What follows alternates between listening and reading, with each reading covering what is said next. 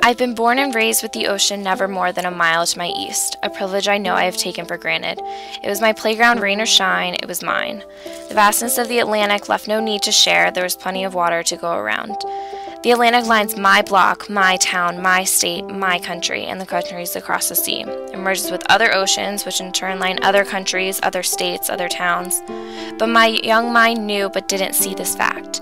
It was simple. That chunk of water, bounded on the left and right by an immense my mom set to keep me in her sight, was my own. The water in that space where I was at that present moment was at my full disposal.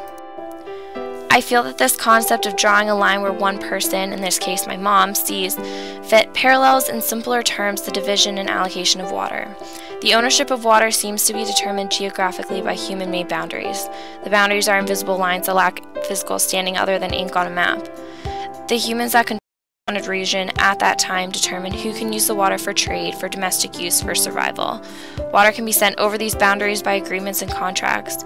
Yet this management of water again lacks any physical backing. Water flows thoughtlessly through these lines over these agreements. Humans haven't quite figured out whether ownership of water is established by these borders, but no one has come up with a better idea or rationale. I live in a town with a water system that I accept as a good solution. I go to the sink and the water is there, always without fail. I never question its source because I never looked past the superficial answer. The source is the faucet head, and now the water is mine. But my parents paid a company for the transport of the water through pipes that may be old and outdated for all I know. That water is from a different location, a river, an aquifer, a well, which the company purchased the rights to use. This water typically flows through or resides on or underneath someone else's property. This property may be miles and miles away from my home and be outside my boundaries. The water is mine.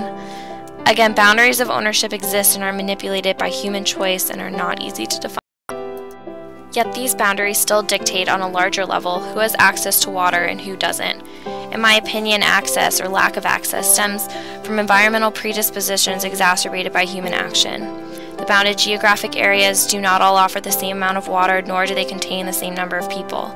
I didn't choose to be born in the United States where water access is seemingly universal, but I am fortunate enough to have been. The women in Africa who walk hours a day to get water for their village didn't pick to be born there either. It wasn't by choice, it was by chance that we live where we live, and the water is either there to a certain degree or it's not.